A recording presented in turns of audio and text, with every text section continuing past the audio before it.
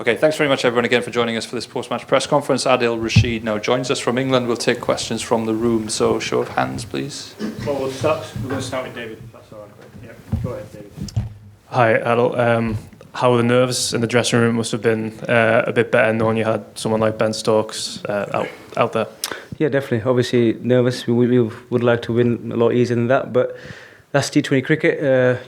We kept our composure at the end. Stokes there showed his class again and goes over the line. But that happens as well. It's not always going to go according to plan. But that's why you play these pressure situations. What is it like having someone like Ben out there? I mean, all sorts of adjectives get thrown out to describe him. Positive adjectives get thrown out to describe him. How would you describe him? No, he's obviously a match winner. He wins matches for England, whether it's Test matches or T20s and ODIs as well. But we've also got match winners throughout from 1 to 11. So the batsmen before that, Butler, Milan, Moore. So we all have that self belief in each other. But like I said, today was Ben Stokes. He's got us over the line. And just a word on your own performance as well. Yeah, it was obviously nice. It's nice to get a wicket, let's say. But it was nice as well. I thought we bowled well, as a unit over the 20 overs. The first 4 or 5 overs didn't go our way, but again, that's T20 cricket. It changes very quickly. It's over a course of 20 overs, the whole, the innings, not just 5. So we had that self-belief. We'd be confident that we stick to our ways, get a wicket or two, keep it tight, game changes, and that's what happened. Yeah, you hadn't taken a wicket in a while. Does that ever sort of play on your mind at all? Not really. As long as we're winning as a team, as long as I'm trying my best and trying to develop and stick to the team, work. So that's what it was. It doesn't actually. I mean, just how have you been feeling over these last few weeks? It doesn't really look like you've been bowling badly at all. Do you just think it's more down to luck than anything? No, but that's T20 cricket again. I always keep saying that sometimes you may bowl well, not get wickets. Don't bowl as well, wickets come. But that's T20 cricket. It always goes ups and downs, and that's what will happen, continue happening throughout not just mine, but everybody's career. It's very rarely would you ever go through every game getting wickets or getting runs. So you got to take it as well. Okay, we'll go with Chris and then Matt at the back. Hi, Adil. I guess tonight was a little bit tighter than you guys would have hoped in the end, but does it actually matter that the game was that tight and you kind of made a bit of a meal of it? A win's a win. Obviously, we definitely would have liked to get it in a few overs, less wickets down, but at the end of the day, we got over the line, which is what we wanted. But again, it showed that, with the batting we've got, regardless of the situation we are in, we've got match winners that can win the game and got that composure, so it was very good.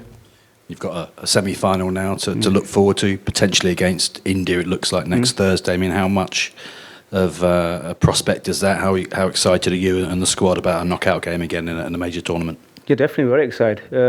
Whoever we come up against, whether it's India, South Africa, we'll definitely try our best. We'll hopefully be on it, sticking to our strengths, sticking to that mindset, and play whatever's in front of us that day. So whoever comes that day, I'm sure we'll give it 100%. Matt, go ahead, and then we'll go Malcolm and then George. Adil, I'm sure you're aware that there's been people question whether Ben Stokes should be in this T20 team. Do you feel more confident and more secure as a team? Or personally, do you feel more secure when he is playing? Well, I don't think I was aware of that, actually, because I don't actually read the news that much. So, but he's, like I say, he's a match winner. Whether it's, like I say, in any format of the game, with the bat, ball and field. He's shown that over numerous years in different situations, different games. So I think that question doesn't really need to be asked. Well, ignore the first bit of the question then. But do you feel more confident when Stokes is in the middle, when Stokes is in the dressing room? I think I feel confident with whether it's Stokes or Moore or Butler, whatever we got in the team. I'm very confident. But obviously, like I said, today was Stokes' day with the bat. He knocked it off, and he's shown that before in numerous occasions in different formats. So we're confident with all our players. Malcolm, go ahead. I know you weren't part of the team, but given the mauling that England got out here last season with the Ashes, how do you feel about tipping Australia out of the World Cup? Well, it's obviously nice, coming here, playing against Australia as well as in the home conditions. But obviously they're a world-class side. Just unfortunate for them that they got knocked out, this early. But it's nice. Our job as well is to come and beat the teams in front of us. So, like I say, it's nice just to come up and come in the semis. George, and then we'll go Andrew and then Scott. I don't know if you know, Rash, but you equalled Chris Jordan's record for the most wickets in men's T20 internationals for England today. So you and he are top. So how do you reflect on that? I actually didn't know that. So it's nice. Obviously, I don't really look at personal milestones in that sense, but it's obviously nice to be part of that. But I look at the bigger picture of winning the games for the team and trying to contribute to what I can. Hopefully, I can do that for a couple more games. So you had no idea that you only needed one to draw No, level with him? I didn't. I actually don't know that. Okay. Are you doing anything differently in the last few weeks or months? No, nothing. Everything's the same as it was a few years ago. But you always go through the ups and downs in cricket, but you always work hard in the nets. And for myself, in terms of bowling variations and skills, and you try to implement that in the game. And sometimes it comes off, sometimes it doesn't. And that's T20 cricket, but it's making sure that you always have that self-belief in yourself. You probably would have had a wicket in the last game or so, but for that drop catch, what did you say to Mo?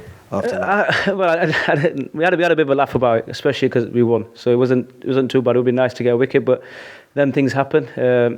So it was taken quite lightly from my side. Nobody means to drop catches, whoever it is. No problem.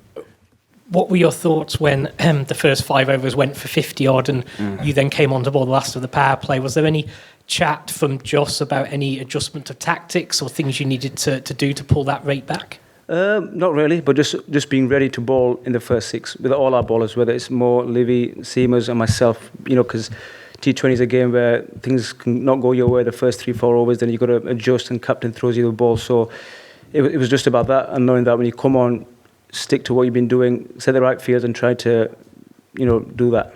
So it's pretty simple in that way. We'll go with Scott and then Dean, and then we'll take one more.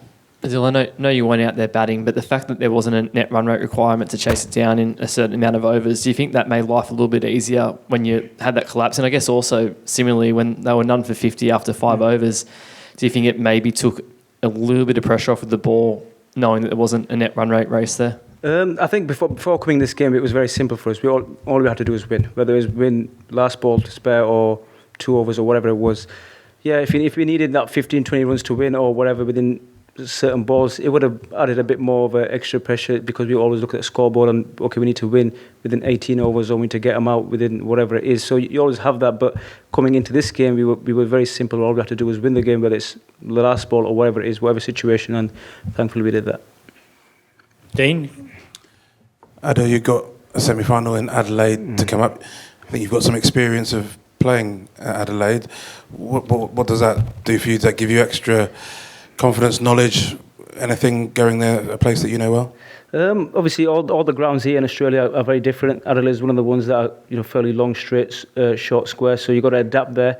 I played before there 4 or 5 years back in the Big Bash. So there'll be a bit of experience, not for myself as well, but also all the players that have played in the Big Bash as well. They play there, so they know the conditions a bit more in that sense of it's targeting certain areas or whatever it is. So, and that's the case wherever you go in Australia. All the grounds are fairly different that way. And it looks like it's probably going to be India. We'll find out, confirmed tomorrow. But the idea of playing them in a semi-final, does that get the beans jumping a bit? Yeah, definitely. It's exciting. India, like I said, they've got big support wherever they go, especially in Adelaide, Australia as well. So I'm sure we'll be up for it. It'll be exciting and something we're all looking forward to. And for you now, getting a man of the match the previous game, must feel good for yourself going into that match? Yeah, definitely. A bit surprised I actually got it though, because I thought Stokesy might have got it there with a match winning 30-40. But yeah, it's nice to obviously go in there getting a man of the match. But obviously next game is a fresh game, fresh start for all of us as well. So I'm sure we'll all be on it. Tim, and then we'll finish with Simon. Hi, Adil. Well bowled. The boundary sizes here, like Adelaide, is obviously a bit longer straight and shorter square. Does that suit your style a little bit better? I think it all depends on the day, and it depends on the situation of the game and who we're playing against. If it's certain players looking to sweep or hit down the ground, different angles. But sometimes you've got to adjust. So maybe ball a bit fuller, a bit shorter in certain grounds. So I think we've got to wait and see and how that takes place come Adelaide. So like today, how do you bowl different to say in Brisbane? You can bowl a bit fuller when it's a bit longer, and it's a bit when it's a bit bigger square. You bowl a bit shorter, but it doesn't really change. I think you've got to adapt to the conditions and field placing, because you come up against different grounds, different situations, different batters. So you've got to adapt all the time. So your bowling doesn't really completely change, from one end to another. And you were like a little bit slower today, but you turned the ball more. Was that deliberate? I think when a new batter comes in, maybe a bit slower because they've got to take a risk or whatever it is. But Then again, it all depends on the situation. Some days, as a spinner, you might have to bowl a bit quicker because when you're bowling it slower, they're going after you. So you have to bowl it quick and adjust to whatever is in front of you. Simon, last one, please. Hi. They went big in the first 5 overs, fell off after you came on in the 6th. Then England went big in the first 6 and fell off massively after that. Can you explain why that happened in both innings? I think obviously once the power play is over, you got the fielders out. Pitch was a bit tacky, a bit slow, so it was a bit harder to hit through the line. And plus also when you're getting wickets and we keep the run rate down, pressure starts building. And that happened from both sides. Like I say, first 5-6 for both innings. So it showed that the power play in the first 5-6 overs was very important from our side to get off to a flyer.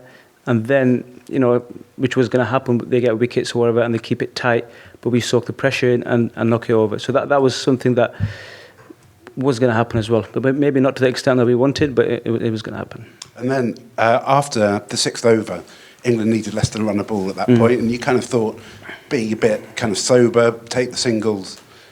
But all those wickets were people taking risks. Normally that's necessary in this format of the game. How were you feeling watching those wickets fall? Were they unnecessary risks? Or? Not really. That's the way we play. I think all the batsmen know their role and how they want to go about things. It's just probably mis-execution of a shot. You still got to play your shots. You still got to look to be positive and aggressive and look to hit the boundaries when you can. But sometimes you try hit and you get out. So I don't think we're very disappointed in that. But we're still going to maintain that positive mindset going forward. Because some days, like you said, like today, it didn't really come off with certain players, but we got over the line. So hopefully, like I say, it comes next game. And we'll keep that mindset and we'll hopefully get over the line. Finally, Darren Milan came off in the field. I saw he's padded up at the end. How's he feeling? I don't actually know yet. But he was obviously a bit sore coming off the ground. But hopefully he'll be good. But we don't actually know what's happening with him yet. Brilliant. Thank you. Cheers, Rashi. Good work. Thanks very much, everyone.